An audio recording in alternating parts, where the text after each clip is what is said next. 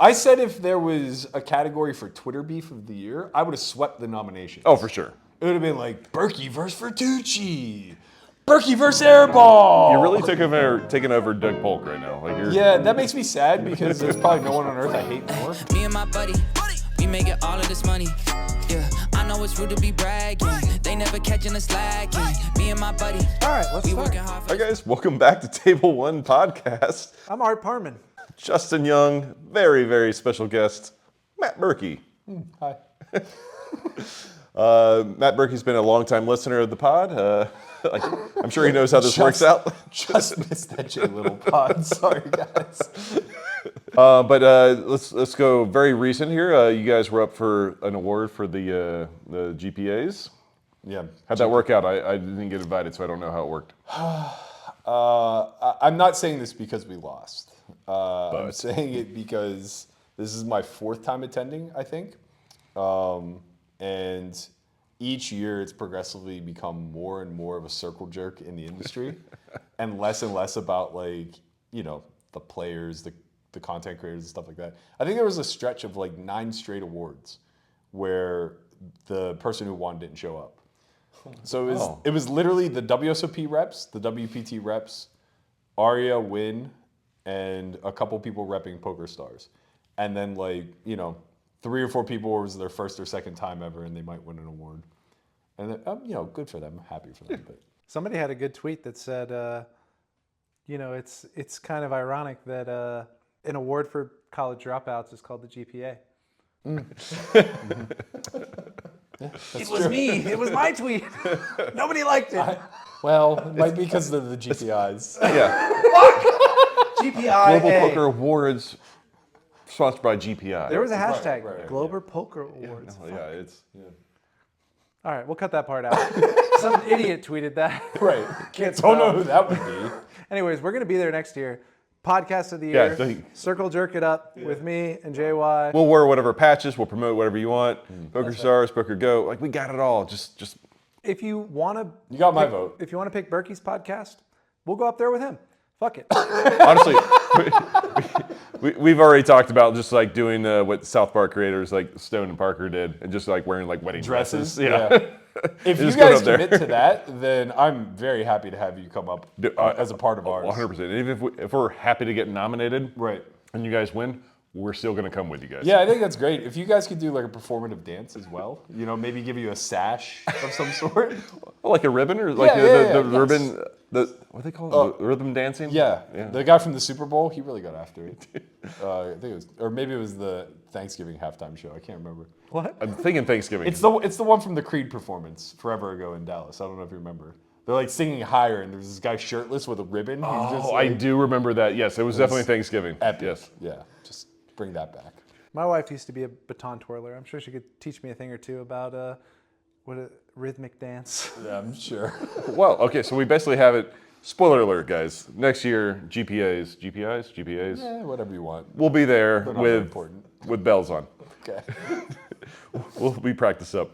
So, all right. So typically, where we like to bring our guests in to the viewers, not that everyone doesn't know who Berkey is, but we like to talk about how they kind of transition from normal to gambler or poker player. More country on the gambler, but Which do you think I qualify as? I mean, I would say gambler, just because I know you quite well. I got a lot of action on Landon right now. And we're going to get to that. I We are promise. going to get to that. We had a guest on earlier that has the other side and is quite confident. He's not very sharp. You ever laid 20% on a coin flip before? No, which is why other sharp people I have talked to, I won't name names, but they don't know shit about shit. They're like, it's a heads up match, it's high variance. What are we talking about? Yeah. Give me 110 on either side, I think, is what He's just people like, we've I'll talked take to. either side. Just give me 110. I don't really care. I'll book JBEX at plus odds right now. Right now. I'll just That's happily fair, take yeah. my middle and move on with my life. That's fair. Yeah, I mean, fucking Justin has 2 out of 20 profitable summers. What does it really mean here, guys? It is true. And I was Who cashes? I was a top 10 player of the year for the WSOP one year. That was one of my winning years, and I think I won 70,000. Wow. Man. It's really hard to do. You should consider retiring. I know, but like this is the outcome. Oh, this is it. This is it. There's no way to live. I can't go back to being an engineer. Yeah, no, that's a sad fate. My prostituting's not working as well as I thought. So this is where we Podcasting are. in your friend's basement isn't really cutting it either. What do you mean? We're poker one. We are above ground. Look behind us. You can see table 1 back here very clearly. As your hand pixelates. Thanks for not wearing green, by the way. I got you. All right, so everybody out there knows Matt Berkey, but do they know Matt Berkey? He comes from the mean streets of Pittsburgh. Yeah. He's like the white Will Smith. Okay. It's not the mean streets of Philly, I thought it was but Philly. yeah, well, I'm he's Pittsburgh. adjacent. He's Pittsburgh. Will Smith's Will Philly. Smith's Philly. You know, he He's kind of a little bitch. he's kind of a little bitch. He got cucked by Chris Rock. Wait. Were you one of the guys on the playground that like pushed him off the playground? What is it, like the beginning of like French Prince of Bel-Air? Where like Oh, right. Then started the fight? No, that wasn't you? I was more him. I was very much getting bullied. Okay. I was a little fat, portly fucker. So you decided. I had to earn this backwards hat, okay? you know, you're just gonna be a little short, fat shit running around with your hat backwards like you're so cool. So did you get taller or stronger first? Taller Taller. first. I was 6 foot by the time I was 12. And I was like 5'7" and 150 when I was 11. So I was just, you know that How kid. do you get bullied? You know that kid in the Little League World Series where like, hi, my name's Frank and I hit dingers. Dude, he's that was great. like me. I do know that guy. And then I just like shot up and I became like really skinny fat and then eventually I found weights. Finding weights was good. But you were a big baseball guy. Yep. Through high school and on to college, correct? Yeah, through college. So were you playing any poker at all, or was it just like baseball? This is baseball, baseball, baseball. I was obsessed with baseball was first and foremost, and I was really terrified of gambling, which is kind of strange. I grew up really poor, obviously, didn't have much of anything, and my early teen years, I moved in with my grandparents, which was we still weren't wealthy, but like it was a stable environment, and I would earn a little bit. I would like mow lawns and stuff for like $5 a week, stuff like that, and I held on to it like it was everything because I didn't have much, so like just having a little bit of money was worth something. And then my friend Lamanna taught me like stud variations. So we started to learn a lot of the typical home games, like replace the pot games like Guts, Follow the Queen. All the things that were, looking back on it, just pretty much largely gambling. And for whatever reason, I think it's because the only thing I understood at a very young age was fold equity. So the fact that there was an out where you could win without having the best result was enough for me to feel like I had control where it wasn't sports betting. Like sports betting to me was just like you're a sinner if you do it, because the only stories that I knew about it were like kids that were 2 or 3 years older than me that would get like hundreds of dollars in debt because they're just firing off on games and have no clue. And it's like, I don't ever want to be them. They're going to get their thumbs broken. But like if I can play against my buddies that I all think are a bunch of cowards, then, maybe I could just push whatever money I have in front of me in the middle and they'll fold. And that happened. Like cowards. Yeah. And here we are, 25 years later, still doing the same thing. shit. So just no knowledge, just be like, there's a chance you fold. Yeah, that seems good enough to me. So at what point, because you obviously wanted to go pro in baseball. Everybody who plays when they're in school wants to go pro at whatever sport they're playing. Yeah, for sure. What happened to shift you from I'm going to be a professional baseball player to I'm a degenerate gambler? Right. Despite the lack of speed on your fastball. Yeah, well, that's kind of the thing about dreams. They don't just linger. At some point they come to a crashing halt. And for me, I did fairly well towards the latter part of my college career. It's funny. It's a funny stat, but I think I'm top 5 in both strikeouts and walks in my college career, like in Gannon history. So take that for what it's worth. I was a real big 3-2 guy. Pressure pitchers. Yeah, we like to load them up and then strike out the side. But the same kind of thing, like we'll fold equity, You nibble, and then you just really challenge a guy. So you're like, you got it. If you can take this pitch, you're going to go to first base. Exactly. Godspeed. So my senior year, I started going to a bunch of independent tryouts, like throughout the midst of the season. I wasn't healthy. I had like really bad elbow and shoulder problems. Not like detrimental with surgery or anything like that, but just like overwork. I was the kind of guy who would like throw 120 pitches in an outing and then try to bounce back 4 days later. So I would like be pitching through the week for the team, and then in my 5 days off, I would like find myself driving to Atlantic City to try out for like, whatever the independent league was there. Nothing came of it. Graduate, no real looks, but I'm playing no limit at this time. I'm probably like a year and a half into playing seriously. So I probably have like a 30K roll, which is way more money than I had ever fucking seen.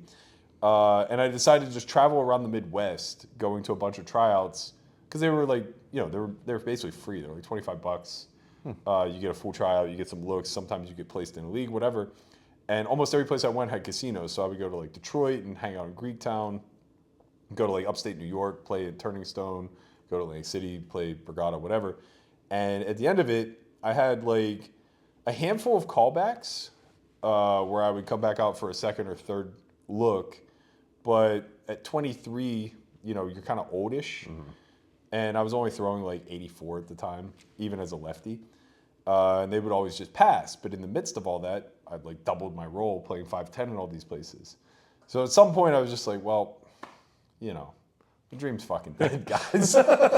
Or maybe I also don't have to become a computer scientist. So like, it's not totally dead. But like, still, like, your dream led you to your future. Dream adjacent, if you will. Yeah, that's... Hold on a second. Let's rewind a second, because you're a fucking broke nobody from Pittsburgh, and you get to a 30K roll. Well, you don't gotta put it like that. Jeez, his name is Matt Berkey. Sorry, you're a broke Matt Berkey. From Right, yeah, okay, there you go, yeah. How do the $0 to 30K is very difficult. That's like 18. Not in 2003, buddy. It was still difficult. I mean, what'd you win the 10 rebuy 3 times? Like I was really sharp at the party poker rebuy.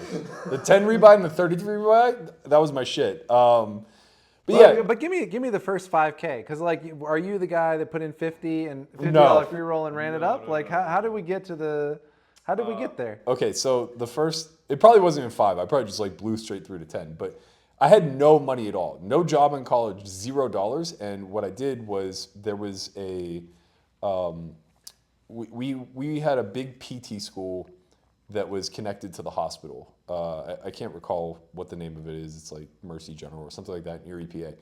And because of that, like there were a lot of PT students, a lot of pre-med, shit like that, and they would sometimes come and do these clinics.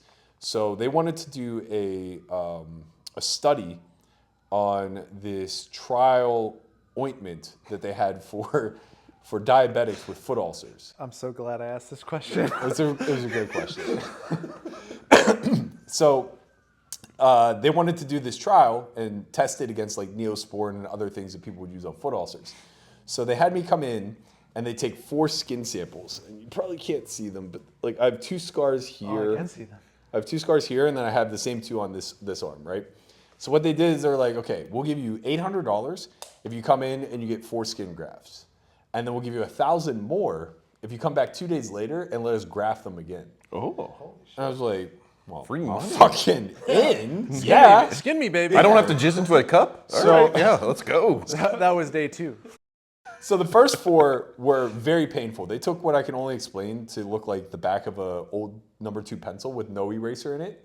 And basically take that thing and just like twist it, take out a big chunk of flesh. So they like randomized it. One was their ointment, one was Neosporin, one was no treatment, one was their ointment like every other day. So I had to go back for the entire week for them to give me their treatment. And then after like 4 days or 5 days of it healing, they wanted to take another skin graft. So I was like, okay. And they're like, this isn't that bad. All the nerves are gone. Like we took all the nerves the first time. You're not going to feel a thing. I was like, okay, sounds good. They're like, we're going to numb you anyway, just in case. And I was like, okay. All right. I'm sold. And I have to tell you, they may have been correct that on the surface the nerves were gone. And by that metric, they probably shouldn't have numbed me, because instead what they did is they took a needle about this long and they inserted it in each fucking wound.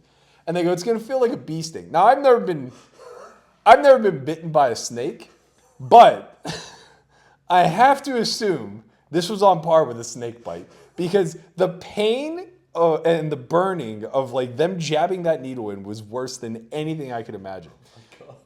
Even better is this is like a week before spring break, so I'm training really hard to get ready for spring training, and I'm doing it with these like bands on my arm. So I'm like pitching, and there's just blood pouring down my fucking arm because I'm opening the wound. Oh my God. But anyway, I landed with $1,800. It was all said and done. There was a 5-5 game at Salamanca, New York. It was a 200 min max. And hey, beauty, $5 time. Oh, Yeah. back in the good old days. Back in 2003, 2004, they were charging us time. So they capped it at $200 because, they wanted to keep the room afloat. And I had to have run fucking really well, but also everybody was atrocious. I probably just like won 10K straight. Just, $50. I remember same betting every street, Start off with 50 on the flop. It's like pot. And then you're 50 on the turn. And you're 50 on the river. Just Worked daring like a fucking them. charm. Yeah. You might have thought you ran good, but you might have been the only guy that got, bled out Yeah, a week prior That to get his bankroll. who had the heart outside of me to fucking do that? And then I had a little bit online. I would just run it up, run it down. I won the nightly on party back-to-back nights for like 25K. That was when I really jumped from like 25K total or each? I chopped it back-to-back nights each. So I jumped from like a 15K roll to like a 60K roll overnight. Okay. That was in that same kind of I was like, 2004. all from the blood money? Yeah, all from the blood money. So, okay, baseball's dead. Yeah. Poker's clearly on the rise. Yeah. Was there anything else? Was there like, oh, maybe I could go No. be a male model? I don't know. I had a what people like degree. you do. I had a degree in computer science, but I never interned. I never. Honestly, I shouldn't have graduated, and somehow I graduated with like 3.2, which is ridiculous. But like we had a senior project to do, and of course, there's like 3 athletes in the entire computer science department. We all decided to buddy up. It's like, who the fuck's Oh gonna no! Who's doing the work? Terrible idea that was. Somehow because it was during baseball season, somehow I convinced them to only let me present it.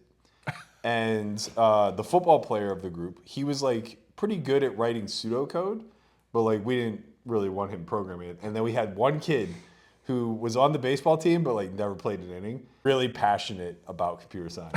And he's There like, you go. I got You this. found him. Yeah.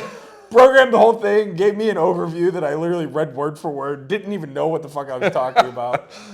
We got to be. What is this? It's a Fortran? Fortran? I'm not sure what the fuck this Should is. there be 2 pluses after the C? C++?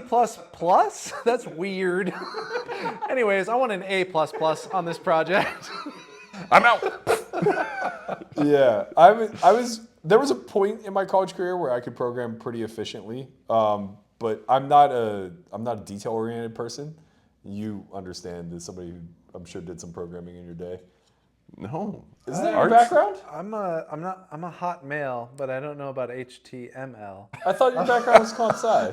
What? I thought your degree was comp sci. I don't have a degree. Well, wasn't that what you were studying?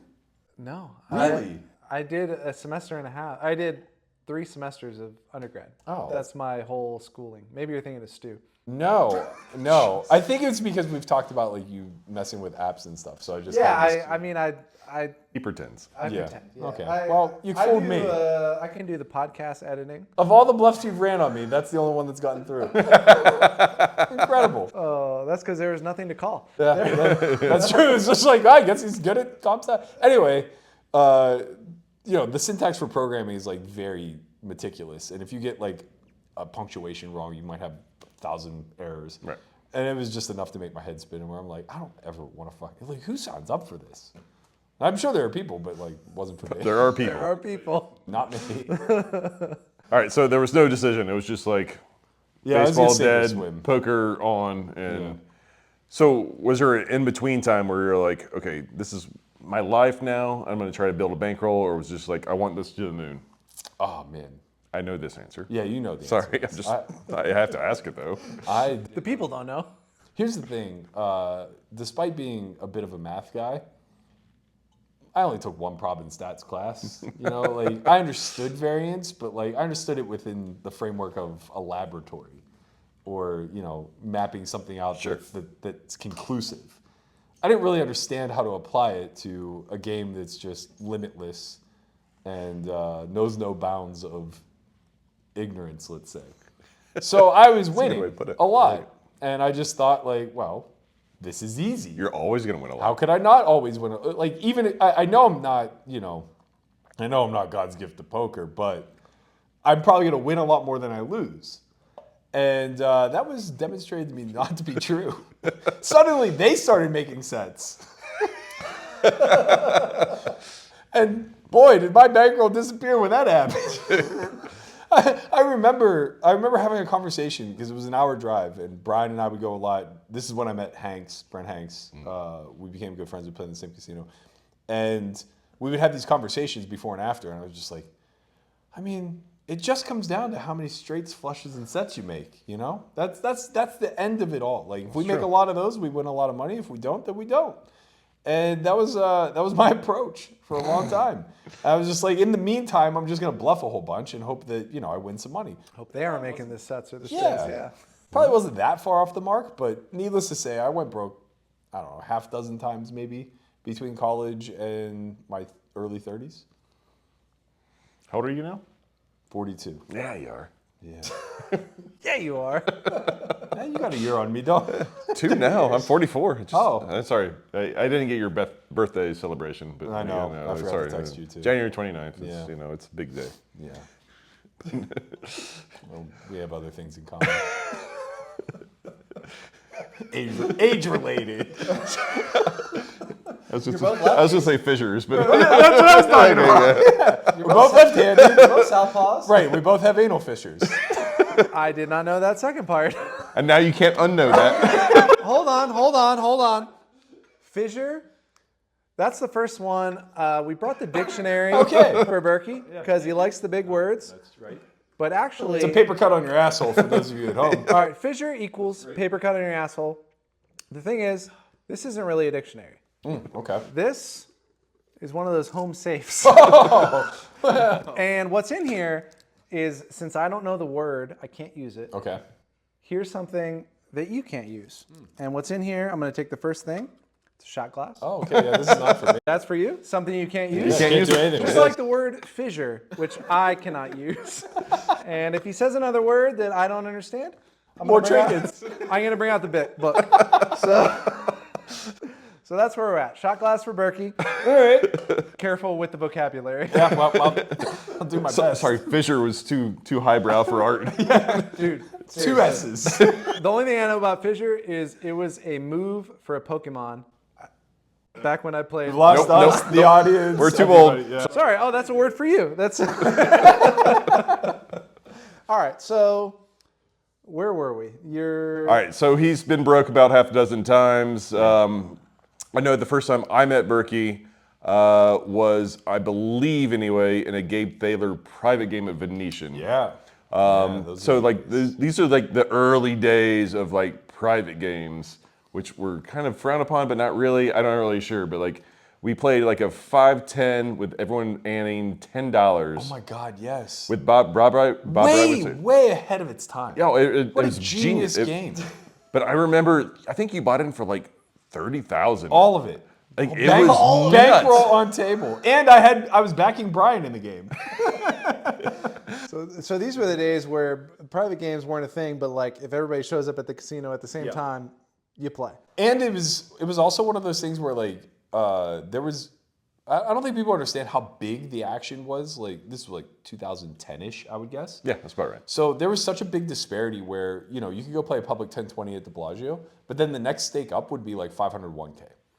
And the disparity was so large that if you just created a game that was like 25, 50-ish stakes, most everybody couldn't play it.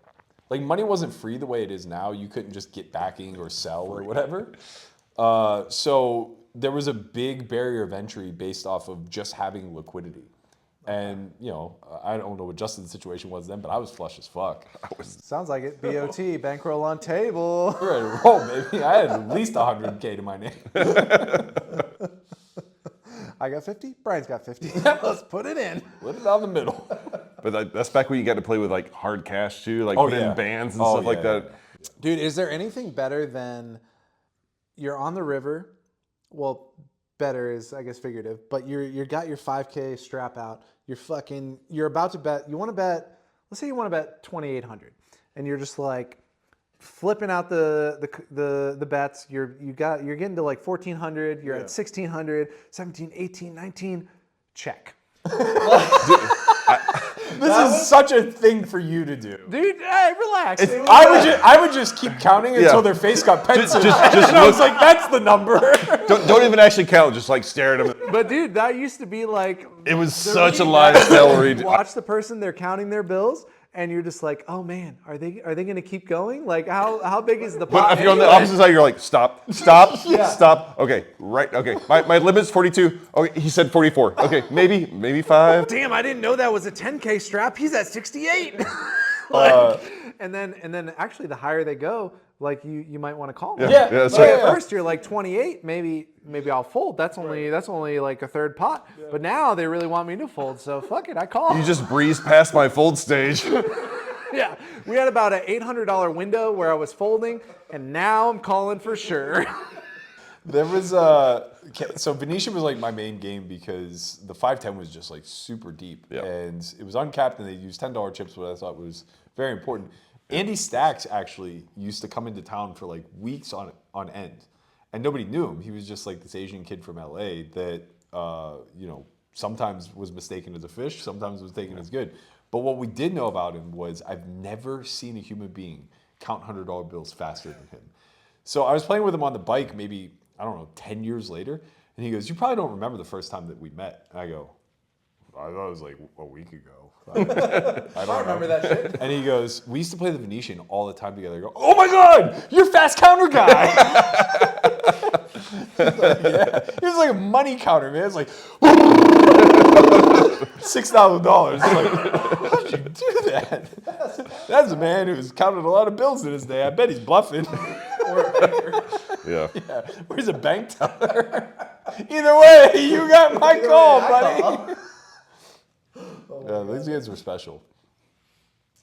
So that was Gabe Thaler's game, or that was The Gabe game ran like It was short. once-ish. It was short-lived. Like, I don't know. Viffer had some stuff like mixed in there, and whatever. I barely remember who was in it. I just remember I hated playing with Gabe. He was such a fucking nit. And there was a point where Brian and I were talking during a big pot that was on the other side of the table, and he like scolded us like we were children. And I was just like, this doesn't sit right with me. I mean, I'm not very mature, but I'm at least 29. Oh, that's great. And then around that, I don't know if it was around that exact same window, but I remember the Hollis game.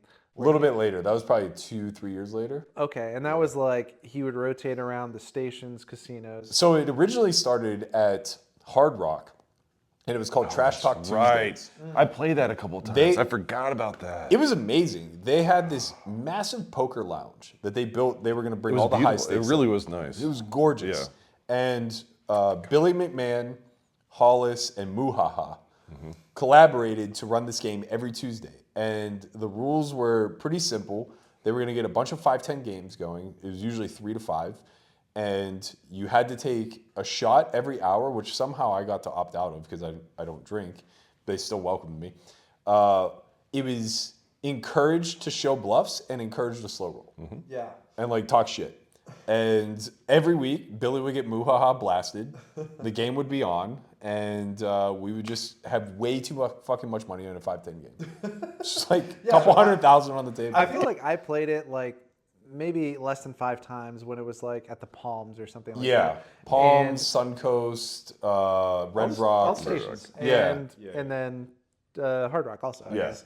But it wasn't 5-10. It was 5-10, 50 on the button. Right. It was a lot bigger than advertised. Yeah, It was yeah. like you come in, you're like, all right, I got $6K, I'm gonna play this 5-10 game, I'm good.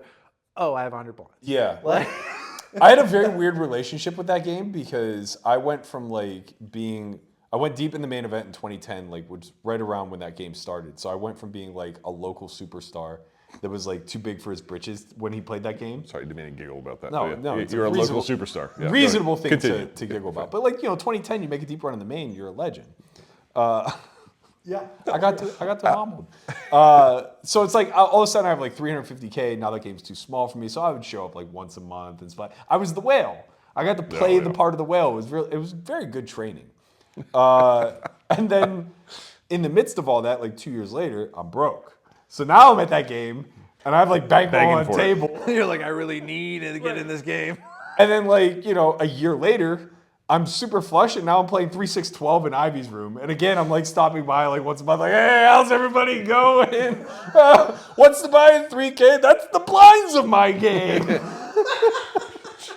I'm like shoving dark and doing all kinds of. Well, actually, right around that time, towards the end of it, once I was flush again, that was when the Bellagio Bandit started playing the game.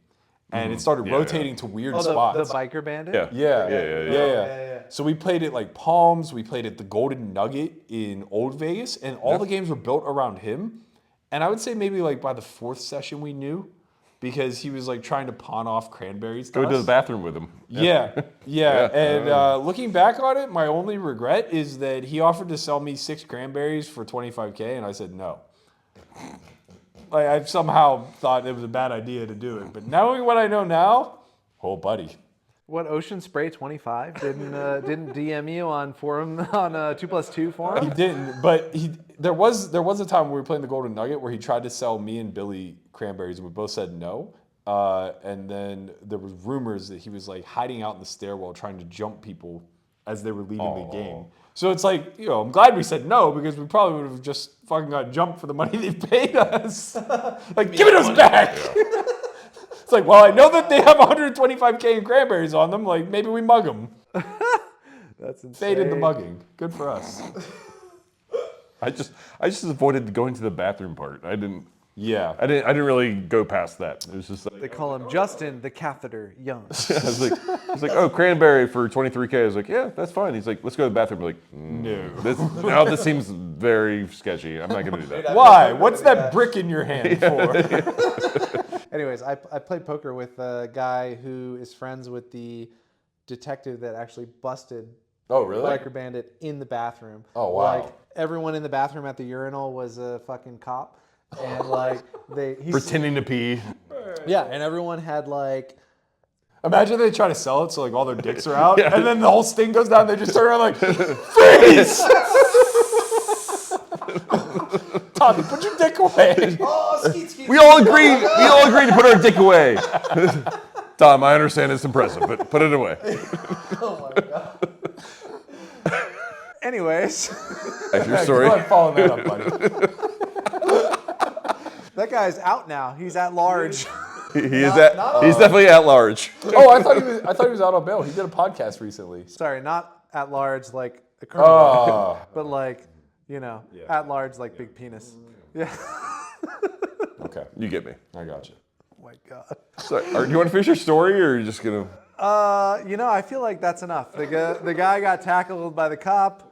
Guys with tiny dicks came out of there, and they had their dicks in their pants. Everybody else left their dicks out. Berkey gets it. I get it. We've all been there. Late night at the Bellagio. Dicks out. Cock touching the urinal water, One of our previous podcasters, Ron Corey, used to call it like weightlifting. He was like, "Oh, I'm gonna go lift some weights." Oh, right. Yeah. Do a curl. Do a curl. Yeah. You don't understand until he gets back. Yeah.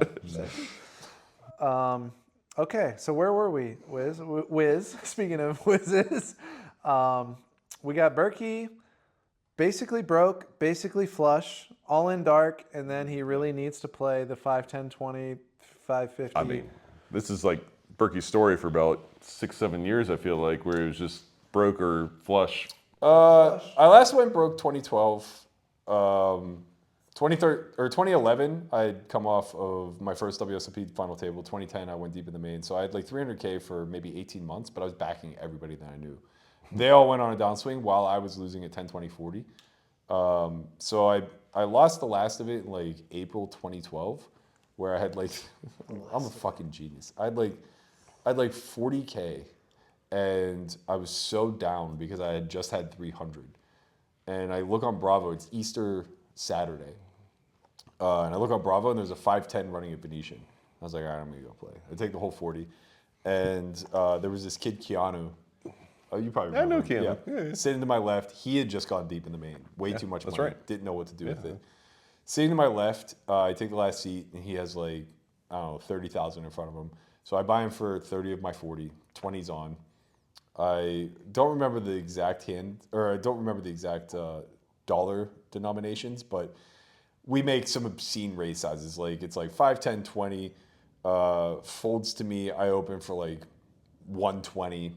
He makes it like 700. I make it like 4,800.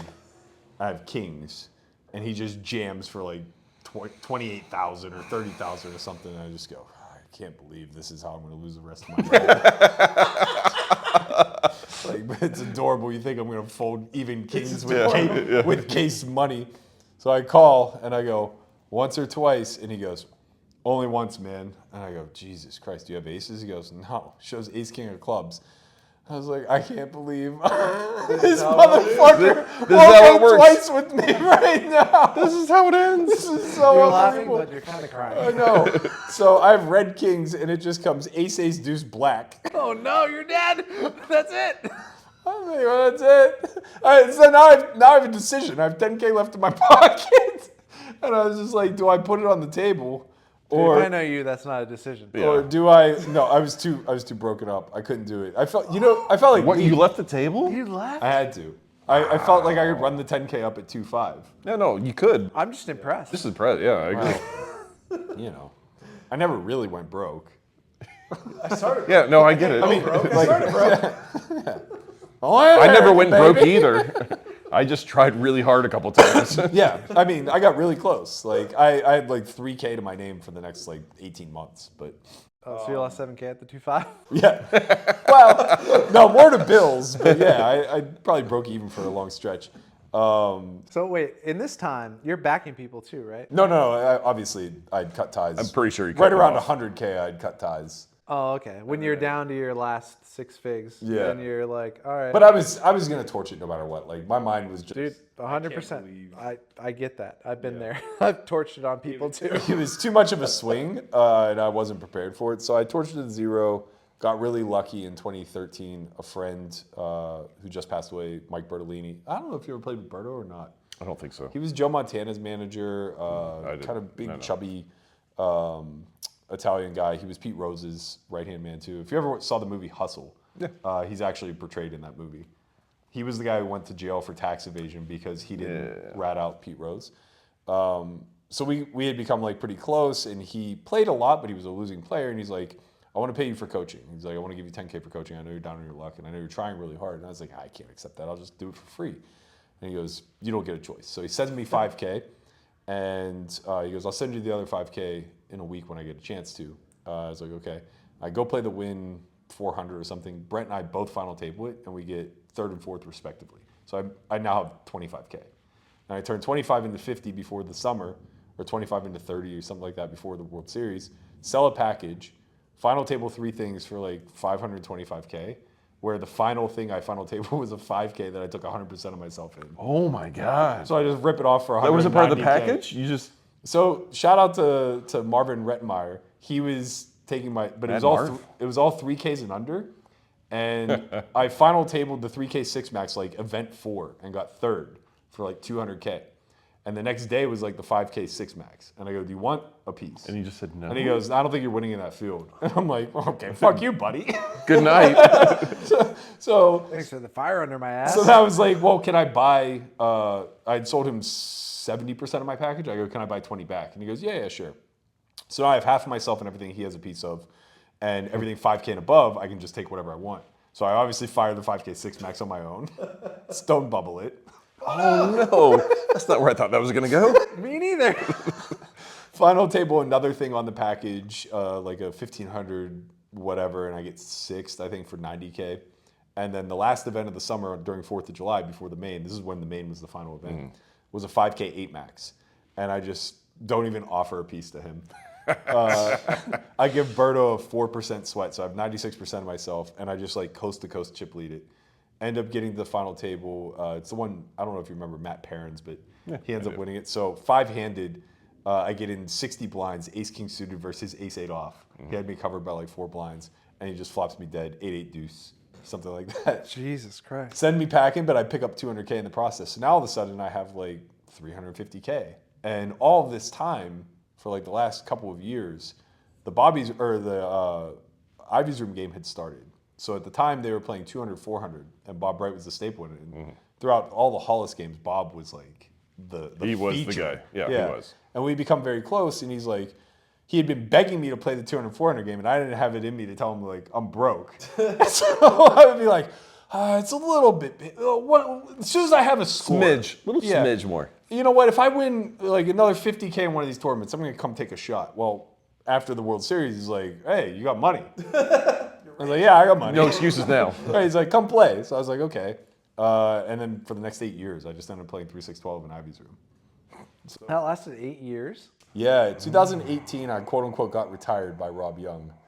I had left my stake and I was on my own.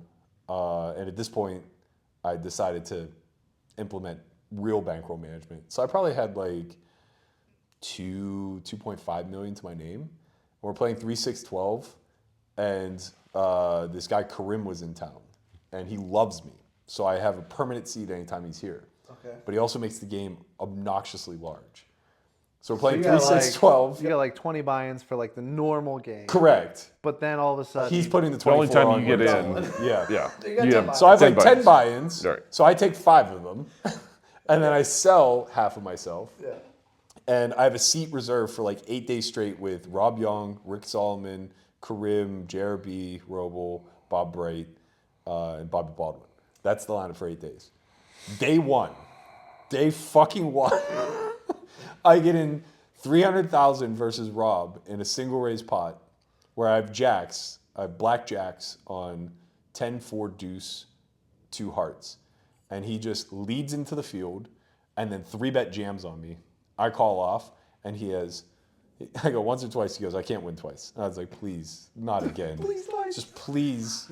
I've seen this story, I know how it ends. For the love of God, let me fucking run it twice. And in my head, I'm like, these guys like me. I give a lot of fucking action. They want to keep me here, but no, Art. No.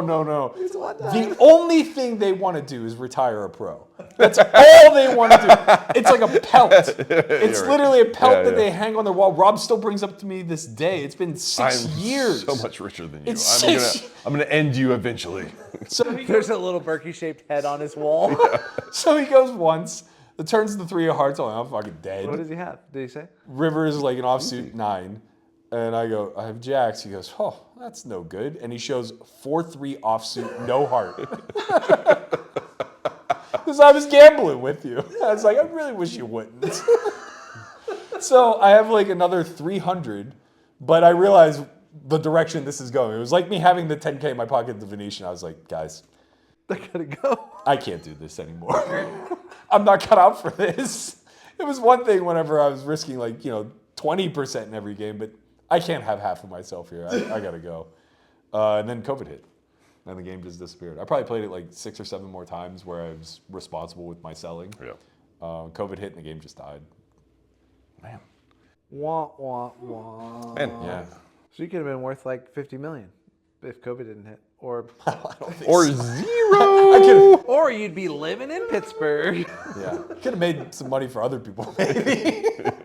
The game was fucking big. Wow, so you were swinging like fucking crazy, even like up to 2020. Jesus. Oh, yeah. I went on a 5 million downswing and a 6.5 million upswing over the course of 8 months. Just, the usual. But you see what happens in you see what happens in the 100-100 game. It's like I'm swinging 400K every week. I get it. Okay, now take that times 15. Yeah. Yeah, I guess maybe I thought you would maybe play different, but I guess not. I covered every time I sat, and one pair was a really good hand to me. The It kid still wants is. to play. He wants to play. Dude, He might be older than me, but he's the fucking kid, and he likes to play.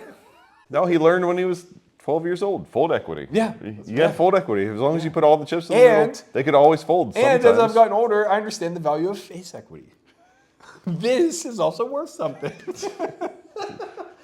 Like the Rob Young, fuck you. Oh, yeah. I will Yeah. retire you all in. And it was just like, okay, well, I just need to be able to sustain doing that a few times. And That is true. now here we are playing 100-100. God, this section of the podcast was not supposed to take this No, long, I know. but it was so good. I'm so happy. You got what you asked for. All right, well, we all know that you're doing fucking great now because of a certain Nick Airball and his $1 million that he decided he didn't want anymore. or of his backers Very or generous. whatever. Anyways, we love you, Nick. I know you're coming on the podcast at some point, but Berkey beat you to it, so he gets the first crack at you. How many of my rivals have you had on, or will you have on? All of them. Apparently, I have a list. I didn't realize. I mean, I don't know. I don't know about rivals. I said if there was a category for Twitter beef of the year, I would have swept the nominations. Oh, for sure. It would have been like Berkey versus Vertucci, Berkey versus Airball. You're really taking over Doug Polk right now. Like you're. Yeah, that makes me sad because there's probably no one on earth I hate more. And there's definitely no one on earth that I would rather not be like. Right. But it's, well, Yeah. people say stupid things, it's really hard to let it slide. You know what? It ain't that hard, buddy.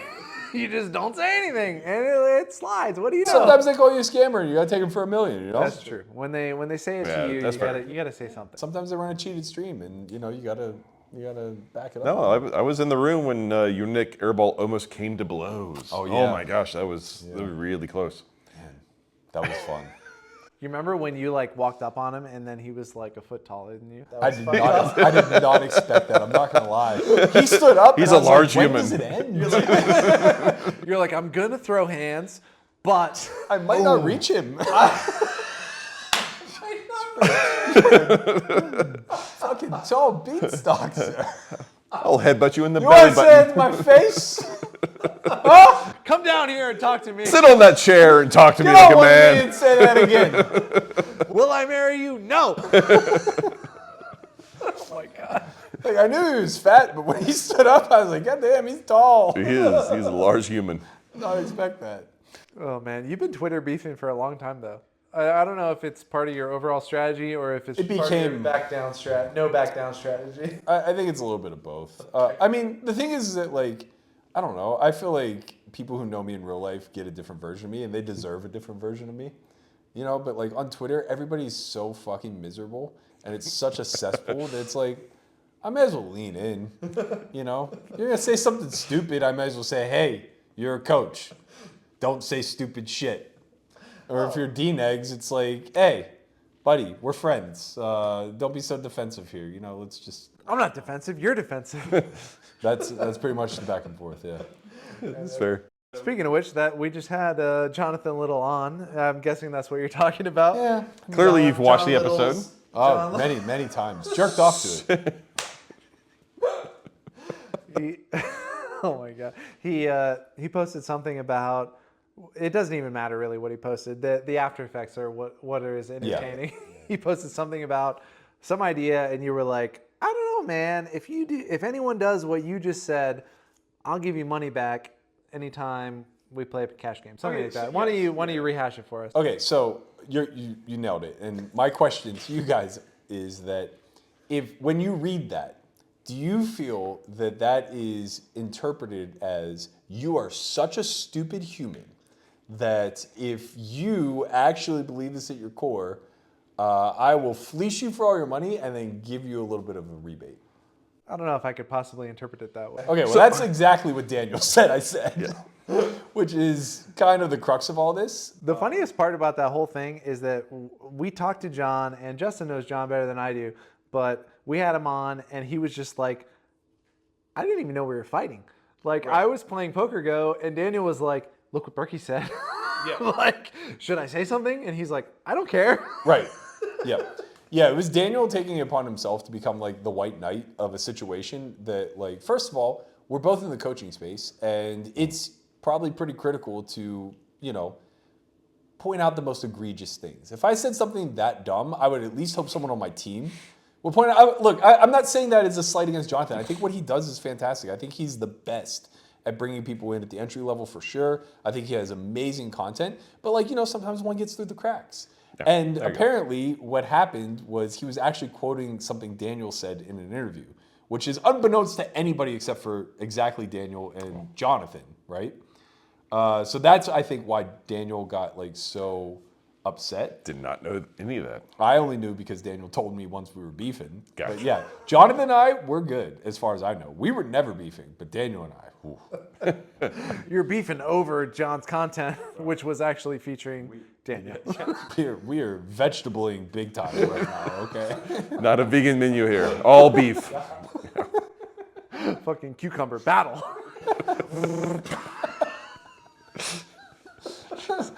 Yeah, I mean, like, you know, he took a lot of shots at my business. He took a lot of shots at guys that I think are incredibly reputable in the space. Andrew Brokus, Matt Hunt. These guys are fantastic at what they do.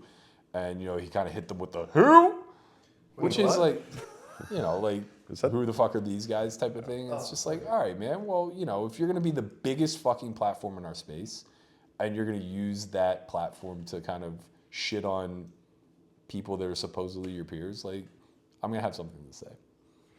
And that's very reputable. But like, I do want to talk about the Solve for Why business that you have started, by the way. It's Started and ended. What? Wait, what's going on? No, It's over. We're solving for X now. right. Sorry. We've moved on, boys. Sorry, not solving for X. We're solving for Bex. Jeremy Becker specifically. Nice.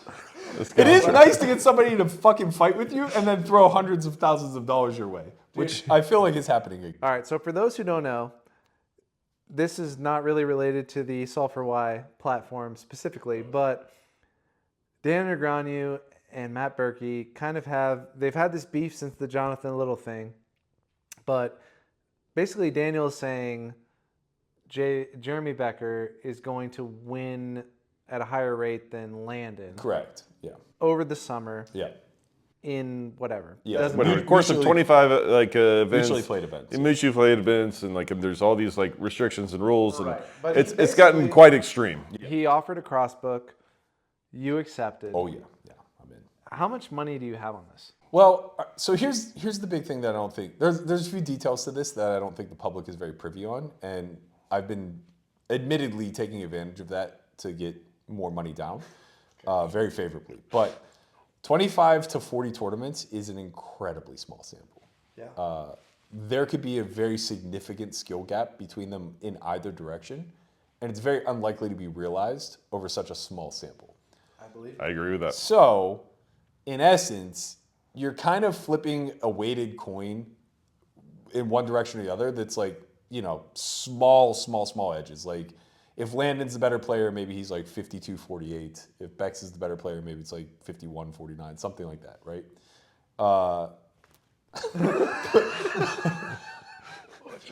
But when you crossbook, it's the delta between their two caches. So Hold on. okay. You know what delta means? Delta, it's at the end of a river. That's all I know. So you Is get it it the then. end or the beginning? I'm going to give you this lighter. I assume you haven't started smoking I yet. have not. Nope. There you go. Another thing for Berkey that he can't use, along with the word delta, which I can't use. So it's the difference between their caches, right? You're welcome. Delta. Delta. Right. He's an engineer. He understands. Engineer? No. Stop it. And, you know, outside of like, if you were to put this on a bell curve where you have the 80th percentile likelihoods of common occurrences, almost no money's going to exchange hands. And then each standard deviation away from center, you're going to start to see small amounts where like the most extreme tail end cases might be like $1 million, one way or the other. But that's going to happen like a fraction of a percent of the time, maybe something like that. So the bets aren't technically that big, but the risk of ruin is somewhat high. Yeah. Where I could lose $1 million, but I have 100% crossbook with Daniel right now at even money. Then I have another, I don't know, like 30%-ish at varying odds. Mostly plus for you? All plus. All plus. Okay. All plus. And for what it's worth, with the cat out of the bag, I would take plus on either side because it's so close to a coin flip that if you're getting laid a price to flip a coin, like you're just printing money. That's great. And the odds just keep getting higher. Like the last one I booked was plus 120. Now you're just consulting Kelly criteria, and you're like, how much can I? Exactly. How much can exactly. Yeah. That's precisely it. So it's like all told, my exposure is probably, if the worst case scenario hit, maybe like 1.2 million. Right, but like I mean that's 1 point. like he has to win like 2 bracelets and the person has a brick. Like Yeah, somewhere in 'cause- that like well, that's the realm. other thing. We Yeah. did some things to curb the downside risk. So each event is capped at 250K. Oh, okay, all right. Right. So like he can't win the main and bury me. Okay. It's a very low probability that a lot of money changes hands. Sure. But it looks really good. It does, but it's going to be a lot of like 30 to like 40K changing hands at most. At Like, most, yeah. yeah. Right. Yeah. So you bet a lot, but like, yeah, the center of the curve, like you said, is like a 0 to 50K swing. Way Probably way less. 0 Like to honestly, 5K probably. I was trying to say, I think it's under 10K for like the likely outcome. Just for they're probably playing their mutual played events is probably like 75K. The Total, ROI is like maybe 30%. Sure. So you're probably looking at like, if the gap in ROI is like 15%, you're probably looking at like $1,500 on average. on yeah. average. I think that's right. Why are you risking so much then? Because Daniel can obviously just be like, listen, I'll sell fucking Taco Bell commercials for 2 weeks and then I'll recover the difference. But you might fucking get buried. Well, I have some Nick Airball money laying around. Oh, you do, don't you? Kind of collecting dust in Bitcoin right now, so thought maybe I'd put it to work. And I'm getting laid a price in a lot of instances, but where I am risking a lot more money is, and you guys just had Jared on, I'm booking a lot of straight bets for plus odds also. Yeah. I can't remember if Jared and I are plus 120 or plus 115, but I have a 5K wager with him at plus odds. And maybe 4 or 5 other spots, same thing. So I probably have like 30 or 40K straight bets. Okay, so you're just kind of risking between 115 and 120, and anything higher you can get. We won't air this for 2 weeks, so you have some time Good. to. Good. get more bets I would down. like to get like 100K worth of straight action down if I could. Okay, so you have like a big chunk of money that you think is gonna net out a lot of the time, Yeah. and then you have like these other bets. And honestly, these other bets might be more value. Like, Oh, for sure. Like I mean, probably. they're all its value. I think like the Negreanu bet's probably, like he said, close Yeah. to break even. But like, yeah, but the downside risk is a lot less on these other straight bets. I think, like the big downside. There's not as much like Yeah. I can lose $1 million. You can't. Like you can just like Yeah, and to your point, because I'm getting laid plus odds, my EV on those bets is probably significantly higher. right. So that's nice. Is there any concern about the Solve for Why brand when it comes to Landon Tice at all? Like I'm not accusing because like I think Landon's a great player. I think Becker's a good player as well. Like it has nothing to do with that. But like putting your name on the line and putting money down. Like is there any kind of like backlash you're expecting for if you happen to lose? I think the biggest problem is that I'm getting pigeonholed into the solver guy corner, which is wild. Which is hilarious, by the way. Anyone that has played with Berkey knows better. But either way, Right. go ahead. It's just Yeah. like, well, the irony is like when Polk and I were feuding for all those years, I was the dumb live guy who didn't believe in Right. machines. That's right. And now all of a sudden, like I'm the solver guy. And really, very little's changed. I'm just Nothing's still. changed. I'm just still the guy who thinks about the game in what I feel to be a logical, gambly kind of way. And that's the other thing about this whole bet thing. People are like criticizing me, like, I can't believe you're begging for plus odds, yada yada. It's like, do you guys know anything about fucking gambling? yeah, I'm full on the even money. Yeah, I'm literally putting on a masterclass of how to gamble with an edge. That's right. It's just like this is exactly what we as professional poker players should take pride in and do well. And obviously, I would never bend anybody's arm, but when the market's just giving you a gift, you fucking take it. Yeah, you did tweet something, and like I don't want to quote it exactly, but there's something like, oh, I've taken like plus 110 on him, but like I might be convinced to like take maybe plus 125 or something. Yeah. Like it was like, and I read that, I was like, come on. Like I know what you're doing. We all know what you're doing, but like I'm sure you've got an action on it Well, as well. what it was is I didn't want to undercut myself anymore because I kept just adding a 0.5% or 5% whatever to the last number. Yeah. And I would instantly fill. And I was just like, crazy. well, I guess at this point I should just be pretty obtuse about it and just be like, well, Just trading at this point. yeah, it's just like, all right. Stupid old me. I don't know shit about numbers. I don't know what plus 125 means, but I It's guess 'cause- I'll take It's it. because Daniel was tweeting like how amazing he thinks Becker is and how big of a favorite he is. So I just quote tweeted and I was like, Uncle Daniel thinks he has a special sauce. And you know what? I'm inclined to believe. So if you guys want to throw me $1.25, like I'll be a buyer, I guess. If it's And Thousand also- Island and mayonnaise, then you know it's fine. If it's ketchup and mayonnaise, you Yeah, know, I mean, we'll dabble. But yeah, as far as the Solve for Why brand, I do think that we're in a weird marketing place. Like we had such a good return on the airball thing, where I fell into positive favor.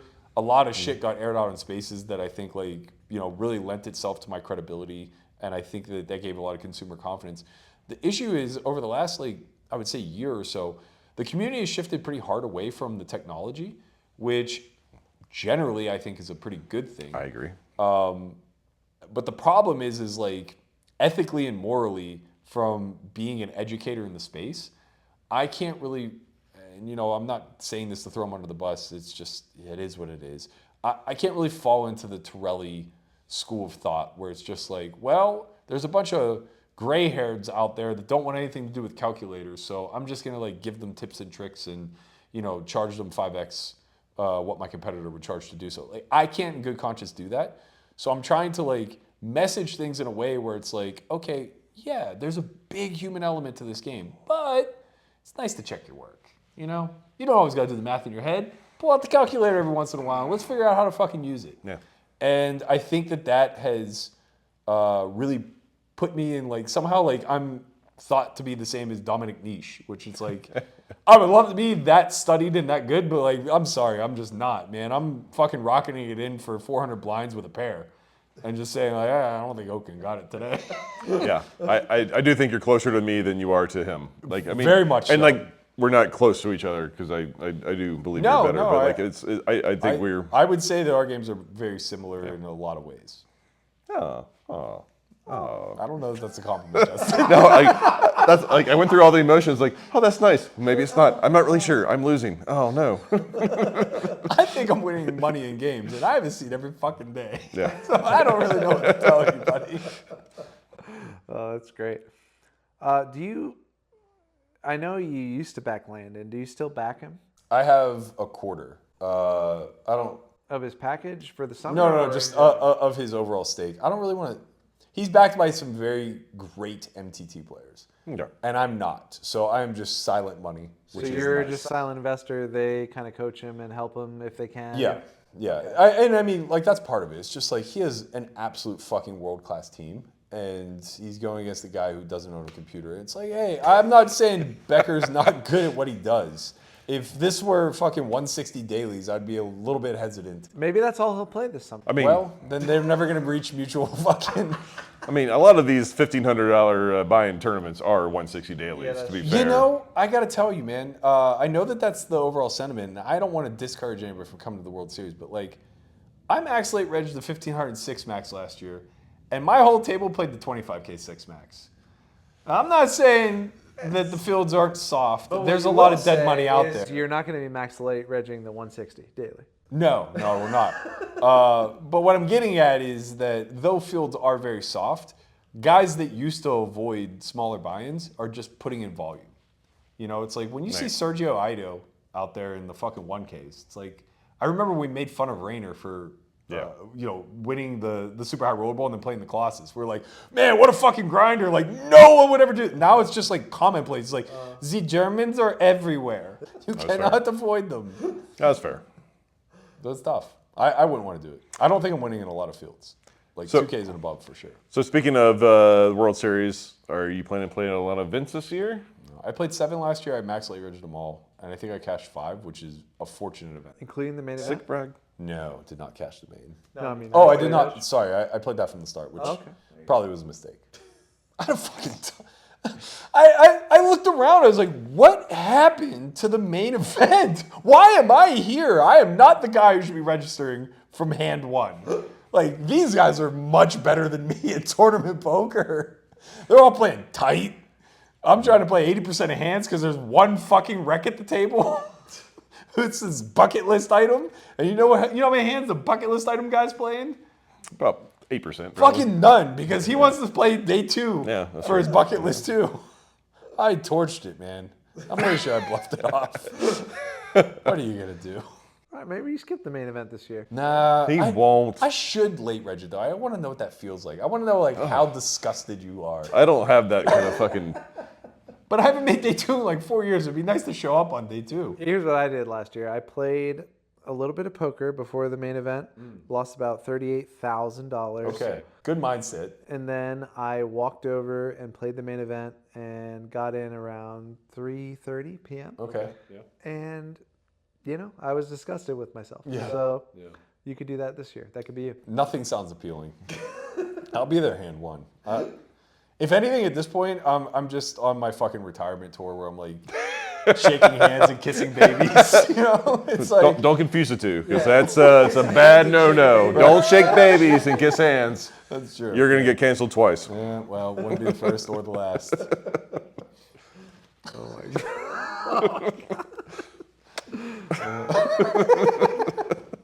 How long have we been going for? I don't know. I'm having so much fun. I just want to keep going, but I fucking don't have my glasses on. What time is it?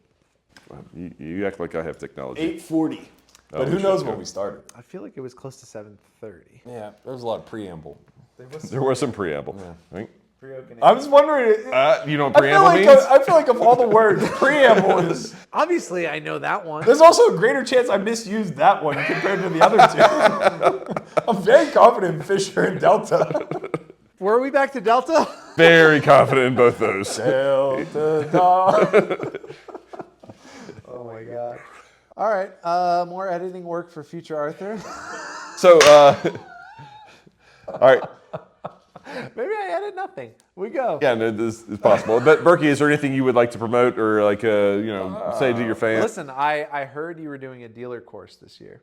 Yeah. Could you promote that's that right. for all of the future? Actually, There's a lot of teachers who have the summers off, and they could be good dealers. I would really like to see this get off. It's unfortunate. I think we did it too last minute, but Jill Lopez, who's the dealer for our Poker Out Loud Academy, she's been in the industry for 30 years.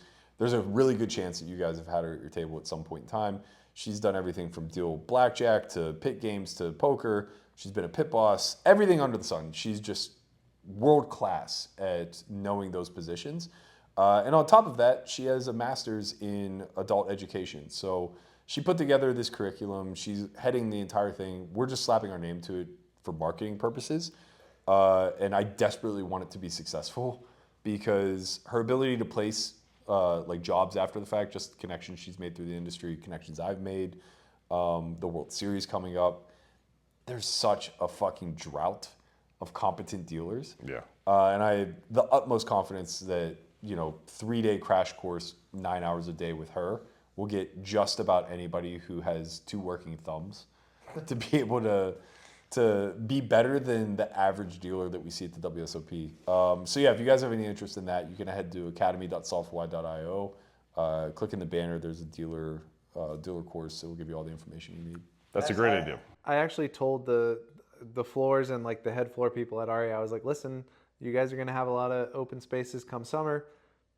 If you have Berkey's number, just text him. Yeah. And ask him about his dealer course because he's doing one. Yeah. Don't know how much involvement he has, but I know that he cares. Yeah, So- I think moving forward, it's going to take that. I think if I had more time, I would try to coordinate with the rooms and say like, what's your needs and how likely are you to pay for placement, right? Because if they help with the tuition, I think there are a lot of people who are struggling in poker that would happily learn a new skill set, knowing that they had a job coming if they passed the course. Yeah, and there's not a lot of downside to knowing like, okay, this dealer passed the dealer training thing. Oh, asterisk, they went to the Solve for Why fucking dealer training and also approved by them. Right. Like, yeah.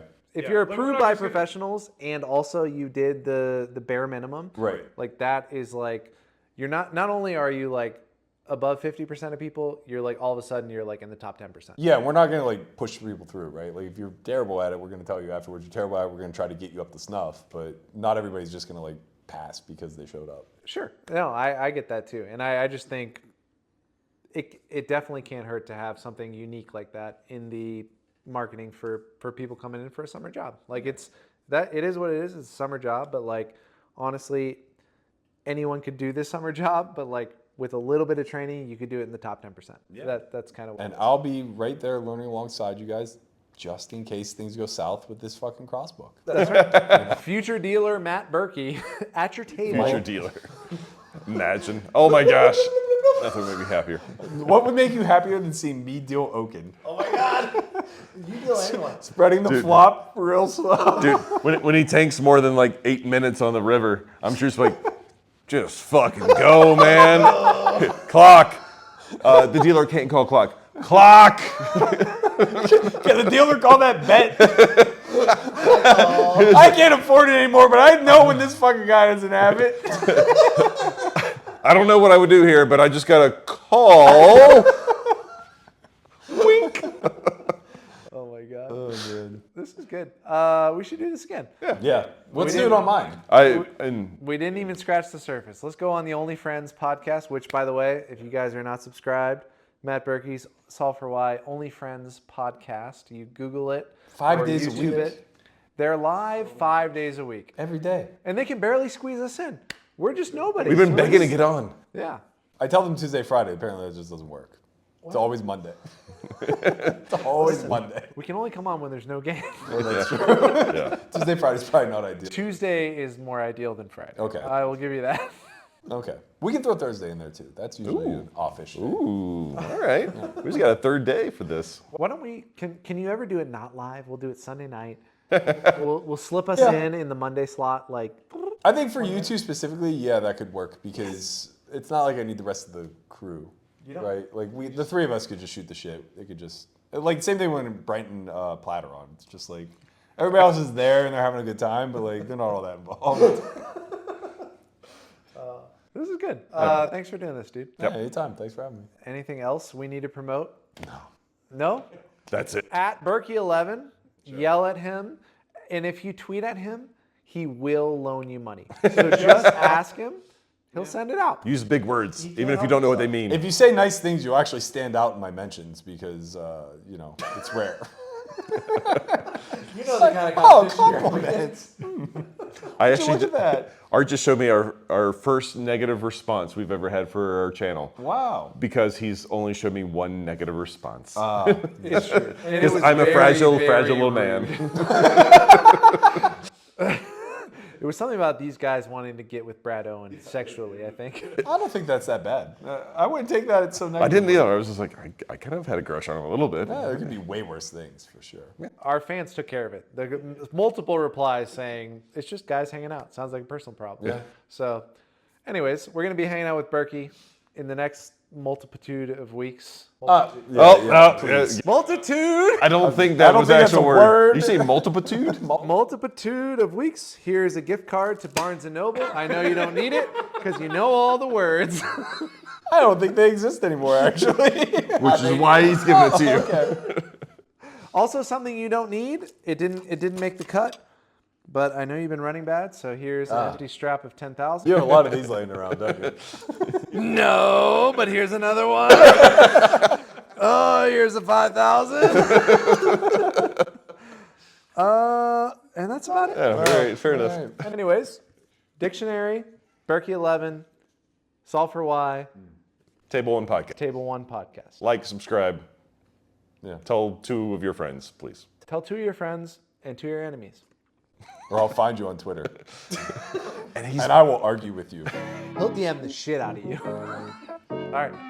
Seriously. Thank you. Bye, guys. Me and my buddy, we making all of this money. Yeah, I know it's rude to be bragging. They never catching us slacking. Me and my buddy, we working hard for